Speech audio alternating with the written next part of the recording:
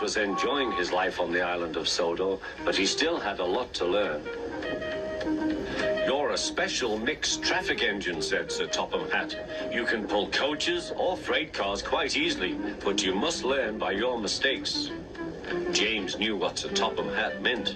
He could well remember that dreadful accident on his first day.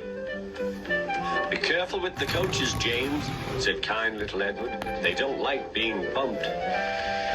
Everyone came to admire James. "I'm a really splendid engine," he thought, and suddenly let off steam. A shower of water fell on Sir Topham's nice new top hat. Just then the conductor blew his whistle and James thought they had better go.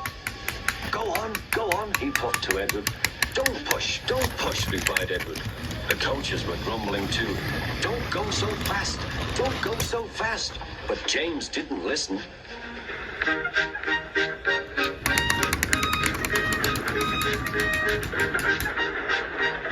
When at last they stopped at the next station, 2 coaches were beyond the platform. They had to go back to let the passengers out. But no one seemed to know about Sir Topham's new hat, so James felt happier. Presently they came to the station where Thomas was waiting with his 2 coaches. "Hello, James," said Thomas. "Feeling better?" "That's right." "Oh, that's my conductor's whistle. I must go. I don't know what Sir Topham Hatt would do without me to run this branch line." And he puffed off importantly. Edward and James passed the field where James had had his accident. The fence was mended and the cows were back again.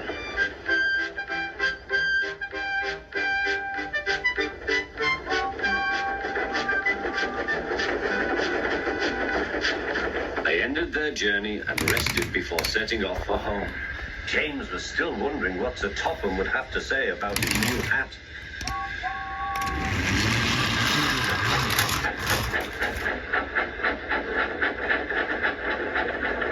Next morning, he spoke severely to James. "If you can't behave, I shall take away your red coat and have you painted blue." James didn't like that at all. He was very rough with the grumbling coaches as he drove them to the platform.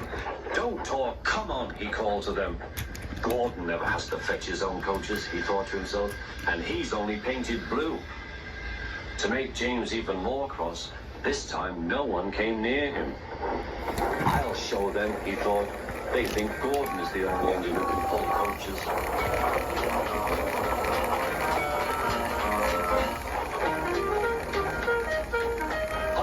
Hurry, puffed James. You're going too fast, replied the coaches.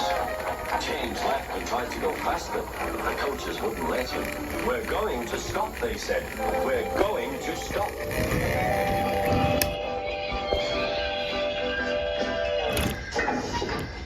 "What's the matter?" James asked his driver. "The brakes are hard on. Leak in the pipe, most likely. You've banged the coaches enough to make a leak in anything." "How shall we mend it?" said the conductor. "We'll do it with newspaper and a leather bootlace," replied the driver. "Well, where is the bootlace coming from?" asked the conductor. "Ask the passengers," said the driver. "You have a leather bootlace there, I see, sir," said the conductor to a smartly dressed man. "Please give it to me." "I won't," said the man. Then said the conductor, "I'm afraid the train will just stop where it is." The passengers all said what a bad railway it was. Then they told the man how bad he was instead. Everyone was very cross. At last he handed his laces over. The driver tied a pad of newspaper tightly round the hole in the brake pipe, and James was able to pull the train.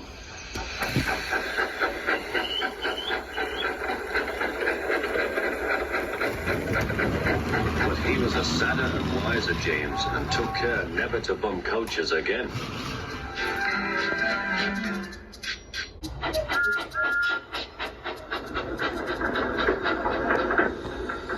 James had not been out to push coaches or freight cars in the yard for several days. He was feeling miserable. "Oh dear," he thought, "I wonder how long I shall have to stay in the shed. Will anyone see my red coat again? Why did I go so fast that I made a hole in one of my coaches that had to be mended with, of all things, a passenger's bootlace?" At last Sir Topham Hatt arrived. "I know you are sorry, James," he said, "and I know too that you want to be a useful engine. People are laughing at my railway, and I do not like that at all." "I will try hard to do my best," said James. "That's a good engine. There's nothing like determination. I want you to pull some freight cars for me." James was delighted and puffed away.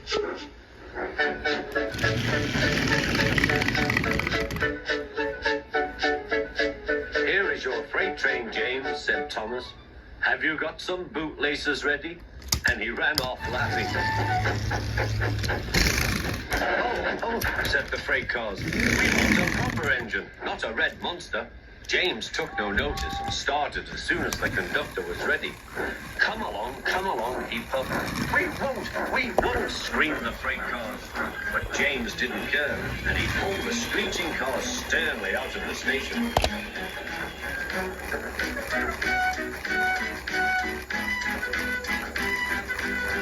The cars tried hard to make him give up, but he still kept on. Sometimes their brakes would slip on, and sometimes their axles would roll hot, and each time the trouble had to be put right. And each time James would start again, determined not to let them beat him. Give up, you can't pull us, you can't call the cars. I can and I will, thought James. Slowly but surely, he pulled them along the line. At last they saw Gordon Hill. "Look out for trouble, James," warned his driver. "We'll go fast and get them up before they know it. Don't let them stop you." So James went faster, and soon they were halfway up. I'm doing it, he panted. "Will the top never come?" Then, with a sudden jerk, it all came easier. I've done it, he puffed. "Hooray! It's easy now." But his driver shut off steam. They've done it again. "We've left our tail behind. Look, the last cars were running backwards down the hill." The coupling had snapped, but the conductor stopped the cars and got out to warn approaching engines. "That's why it was easy," said James, as he backed the other cars carefully down. What silly things freight cars are. There might have been an accident. "Shall I help you, James?" called Edward. No, thank you," answered James. "I'll pull them myself." "Good. Don't let them beat you." "You're doing well," whistled Edward, as James slowly struggled up the hill. I can do it, he puffed. He pulled and puffed as hard as he could. I've done it, he panted.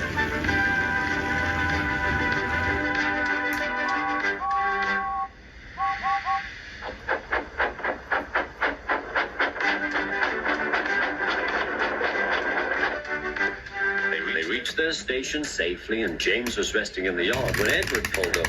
"Peep, peep," he whistled. Then James saw Sir Topham Hatt. Oh dear, what will he say, he asked himself. But Sir Topham Hatt was smiling. "I was in Edward's train and I saw everything," he said. "You've made the most troublesome train on the line behave."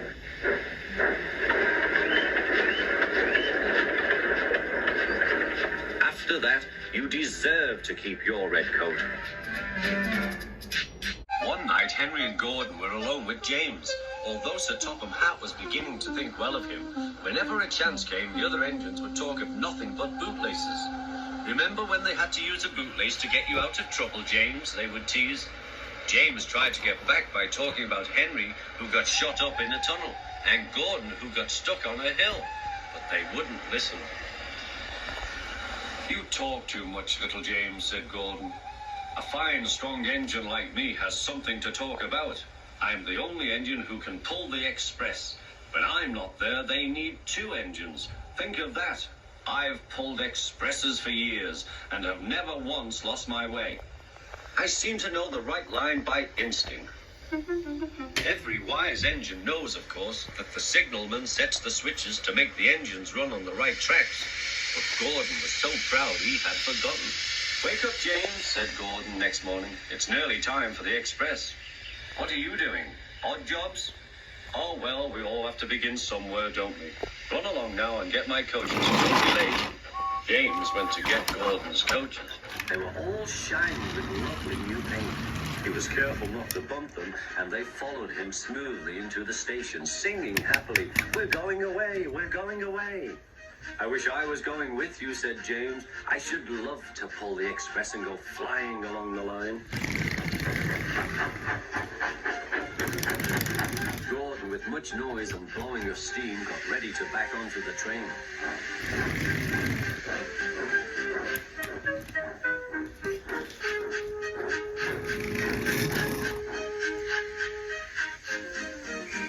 Sir Topham Hatt was on the train with other important people, and as soon as they heard the conductor's whistle, Gordon started. Look at me now, people." The coaches glided after him. "Poop, poop, poop, poop, poop. Goodbye, little James. See you tomorrow." James watched the train disappear and then went back to work. He pushed some freight cars into their proper sidings and went to fetch the coaches for another train. James had just brought the coaches to the platform when he heard a mournful noise. There was Gordon trying to sneak into the station without being noticed. "Hello, Gordon. Is it tomorrow?" asked James. Gordon didn't answer. He just let off steam feebly. "Did you lose your way, Gordon?" said James. "No, it was lost for me. I was switched off the main line onto the loop. I had to go all round and back again." "Perhaps it was instinct," said James. Meanwhile, all the passengers hurried to the ticket window. "We want our money back," they shouted. But Sir Topham Hatt climbed onto a card and blew the conductor's whistle so loudly that they all stopped to look at him. Then he promised them a new train at once. "Gordon can't do it," he said. "Will you pull it for us, James?" "Yes, sir, I'll try." So James coupled on and everyone got in. "Do your best, James," said Sir Topham Hatt. Come along, Puff James. You're pulling us well, sang the coaches.